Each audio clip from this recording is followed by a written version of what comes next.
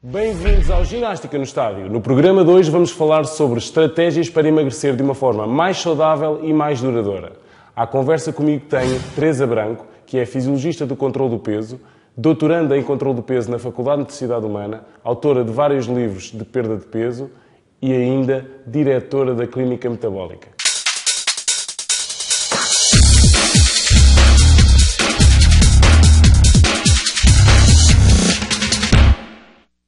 Olá, Teresa. Olá, como estás? Obrigado por teres vindo aqui ao nosso programa. Obrigada pelo convite também.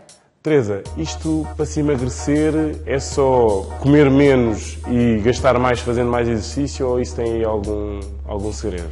De facto, esse é um princípio que tem sempre que acontecer, ou seja, não existe processo nenhum de emagrecimento que não tenha isso como base, como pressuposto, ou seja, em qualquer situação, em qualquer estratégia de perda de peso, nós temos sempre que gastar mais energia do que aquela que ingerimos.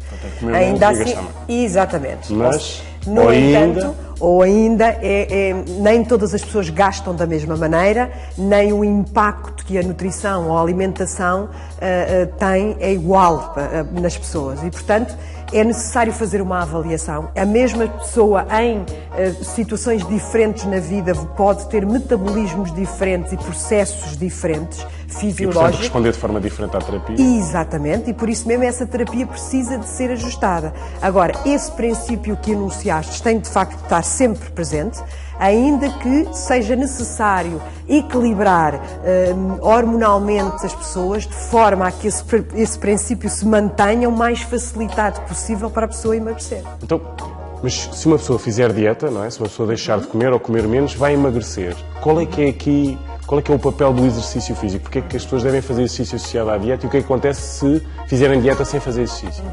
Essa pergunta é muito interessante e ainda bem que me a fizeste, porque de facto ainda há bem pouco tempo na imprensa saiu um artigo numa revista amplamente conhecida em Portugal sobre o facto de a atividade física ou o exercício não contribuir para a perda de peso, o que não é verdade e, portanto, a partir daí já foram feitos outros artigos que vieram de facto pôr uma posição contrária a essa, porque o exercício contribui de facto para a perda de peso, não só pelo dispêndio calórico que lhe está associado, como a perda de peso é muito mais saudável, porque não só atenua todos os processos inflamatórios que podem estar associados à obesidade, portanto ao excesso de peso, e portanto quando a pessoa emagrece fazendo atividade física, a possibilidade de ter mais saúde com esse emagrecimento é muito maior.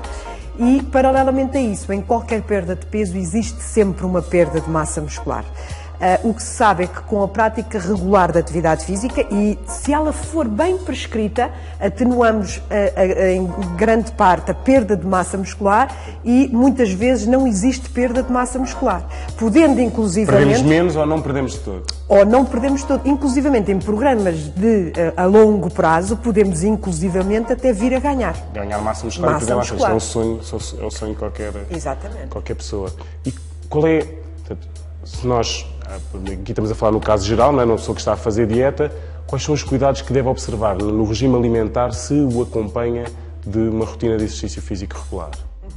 De facto, isso é outra questão importante. Normalmente as pessoas não tendem a procurar um nutricionista e uma pessoa que as ajude a prescrever o treino. O que acontece é que se estas duas pessoas não tiverem sinergia, a nutricionista pode prescrever... Não comunicarem. A nutricionista pode fazer um plano alimentar partindo do princípio que esta pessoa não vai gastar energia em atividade física. E o que se sabe é que quando eu pratico atividade física de uma forma regular, de forma a perder peso, eu vou criar um déficit calórico, ou seja, vou gastar muito mais do que as calorias que ingiro e a dada altura já não tenho pernas para treinar. E, portanto, quando existe uma prática de atividade física, o plano alimentar não pode ser muito restritivo, de forma a que as pessoas continuem a ter capacidade física para o seu treino. E isso é fundamental. Ou seja, podem consumir um pouco mais.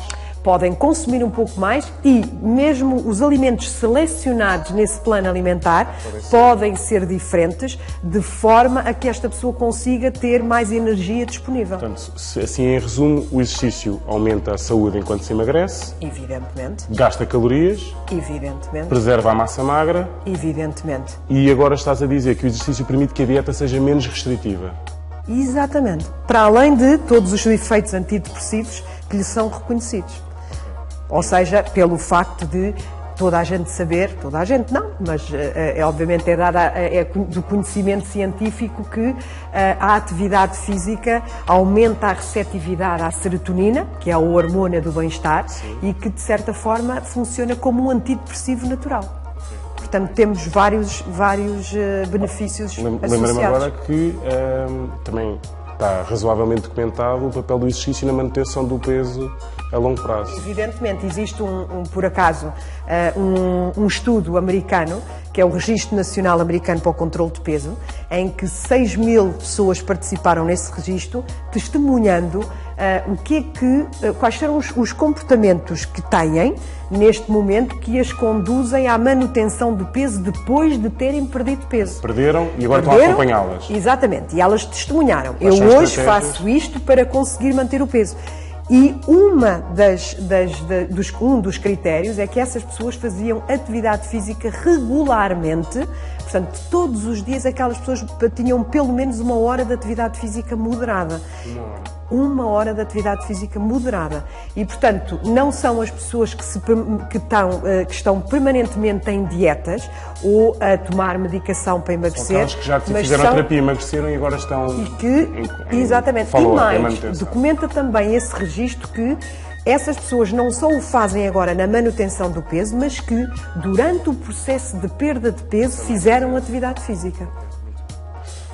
Estamos aqui a falar de perda de peso e da alimentação e do exercício. Explica-nos como é que reúnes todos estes ingredientes, digamos assim, para fazer o paralelismo para a culinária, na tua metabólica.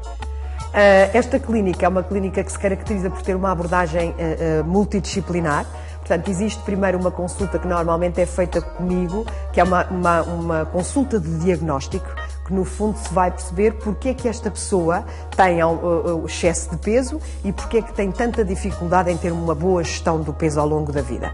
Esses fatores podem ser de origem psicológica, podem ser de origem hormonal, podem ser apenas baseados num estilo de vida menos correto. O comer mais e fazer a menos. Exatamente. E, portanto, são identificadas as causas e é elaborado depois um programa que pode incluir o acompanhamento de uma psicóloga num tratamento mais comportamental e mais cognitivo, ou pode ter apenas uma abordagem de coaching, ou seja, como é que nós vamos atingir um determinado objetivo, quais são as regras, quais são as vantagens que eu vou ter quando estiver mais magra, quais são as barreiras que eu vou encontrar durante este processo todo. É um processo a olhar para a frente. E tem, obviamente, o acompanhamento de um fisiologista do exercício e de uma nutricionista. Sim. Acaba por ser dotar as pessoas de competências para viverem melhor. Exatamente. No para fundo, adotarem comportamentos saudáveis na alimentação e na atividade. Exatamente. Sendo que, normalmente, estas duas coisas parecem muito simples, mas requerem alterações de comportamentos que é muito difícil para as pessoas, às vezes. É muito mais fácil saber do que pôr em prática. Exatamente. E muitas vezes, mesmo sabendo, as pessoas têm muita dificuldade em pôr em prática, porque eu acredito que as pessoas já têm acesso a muita informação, mas depois têm muita dificuldade em encaixar isso nas vidas delas. E nós ajudamos as pessoas a estruturarem isso. E tem que ser uma equipa com valências diferentes, porque a obesidade é multifatorial. A obesidade é multifatorial. Se comuniquem entre si para evidentemente. Ok, Teresa, muito obrigado pelas tuas dicas e pelas tuas respostas. Ficamos aqui com uma sugestão para emagrecer de uma forma saudável e duradoura. Se tiver alguma questão sobre este tema ou qualquer outro, envie-nos um e-mail para benficatv@slbenfica.pt. Até já!